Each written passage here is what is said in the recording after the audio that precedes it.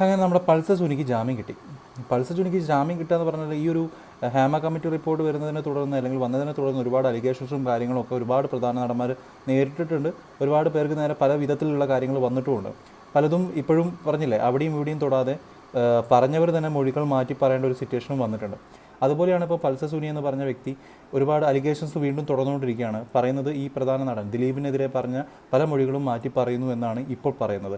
അത് ദിലീപിനെ രക്ഷിക്കാൻ വേണ്ടിയിട്ടാണെന്നൊക്കെ പല രീതിയിൽ പറയുന്നുണ്ട്. ഞാൻ പറയല്ലേ, അലിഗേഷൻസ് പോലെ തന്നെ ഇപ്പോഴും തുടർന്നുകൊണ്ടിരിക്കുന്ന ഒരു വലിയൊരു വിവാദമാണ് ഈ ദിലീപിനെതിരെയുള്ള ഈ ഒരു പീഡന കേസ് എന്നുള്ളത്. ഇതുവരെ തെളിയിക്കാൻ ആർക്കും കഴിഞ്ഞിട്ടില്ല. അപ്പം തെളിയിക്കാത്ത പക്ഷം അദ്ദേഹം കുറ്റക്കാരനാണോ ചോദിച്ചു കഴിഞ്ഞാൽ എല്ലാന്നും പറയുന്നു, ആണെന്ന് പറഞ്ഞാൽ ആണെന്നും പറയാം അല്ലേ. ആ രീതിയിലാണ് ഇപ്പോഴത്തെ കാര്യങ്ങളുള്ളത്. ഇപ്പോഴും തെളിയിക്കാൻ പറ്റാത്ത രീതിയിൽ ഈ കേസ് ഇതിങ്ങനെ മുന്നോട്ട് പോകുകയെന്ന് പറയുമ്പോൾ എന്താണ് ഇതിൻ്റെ ഒരു നിയമ നിലപാട് എന്നുള്ളത് ശരിക്കും പറഞ്ഞാൽ മനസ്സിലാവുന്നില്ല എന്നുള്ളതാണ്.